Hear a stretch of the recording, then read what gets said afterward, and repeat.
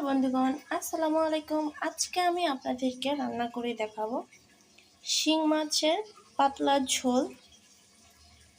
তো শিং মাছ রান্না করতে আমার লাগছে এখানে একটি টমেটো, পেঁয়াজ কুচি, রসুন কুচি আর দুই একটা কাঁচামরিচ। তো চলুন রান্না শুরু করা যাক। আমি এখানে কড়াই নিয়ে নিয়েছি, তার মধ্যে রান্নার তেল দিয়ে নিয়েছি। তেল গরম হয়ে আসলে দিয়ে দিব পেঁয়াজ কুচি,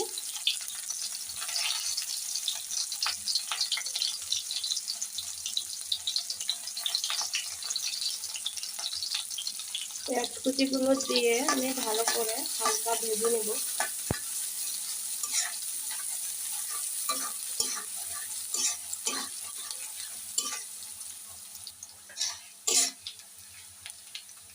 পেঁয়াজটা কিছু অল্প একটু ভাজা হয়ে গেছে, আমি এর মধ্যে পরিমাণ মতো লবণ দিয়ে নিচ্ছি। এরপর দিয়ে নেব আমি অল্প একটু পানি,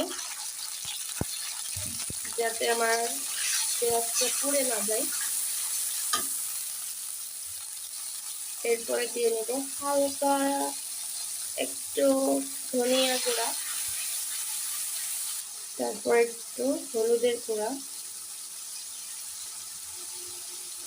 তারপরে প্রয়োজন মতো মরিচের গুঁড়া। এখানে আপনারা ঝালটাকে কম বেশি করে নিতে পারেন, আপনারা যে যেমন ঝাল খান তেমন ঝাল দিতে পারেন। দিয়ে দিচ্ছি অল্প পরিমাণে জিরা বাটা।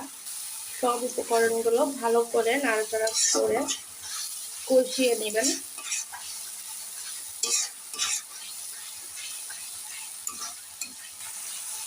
আমার মশলাটা কষানো শেষ, দেখতেই পাচ্ছেন মশলার কষাতে কষাতে এটার উপর থেকে তেল ভেসে উঠেছে। যখন দেখবেন মশলা কষানোর সময়ও মশলার ওপরে তেল ভেসে আসবে, তখন ভাববেন মশলা কষানো হয়ে গেছে। এ পর্যায়ে আমি মাছগুলো দিয়ে দিচ্ছি। মাছগুলো দিয়ে হালকা একটু কষিয়ে নেব।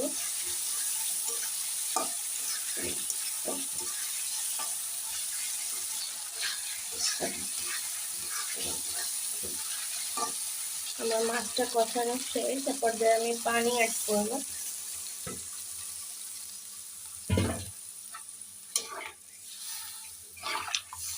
এটা সিদ্ধ হওয়ার জন্য আমি একটু বেশি পানি দিয়েছি, এটা আরেকটু শুকিয়ে আমি এটাকে রান্না করব। এই পর্যায়ে আমি দিয়ে দিচ্ছি টমেটোগুলো।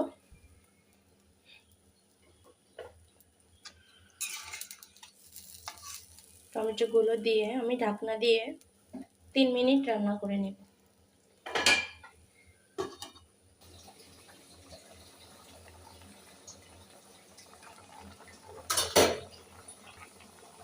তিন মিনিট পরে আমি ঢাকনা দিয়ে উঠিয়ে এটার মধ্যে ধনিয়া পাতা দিয়ে দিব।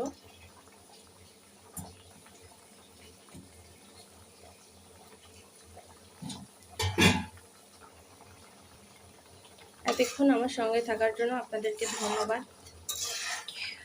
আমার ভিডিও দেখার জন্য। তো আমার নতুন নতুন ভিডিও দেখার জন্য অবশ্যই আমার চ্যানেলটিকে আপনারা সাবস্ক্রাইব করে রাখবেন। সবাই ভালো থাকবেন, সুস্থ থাকবেন। আল্লাহ হাফেজ।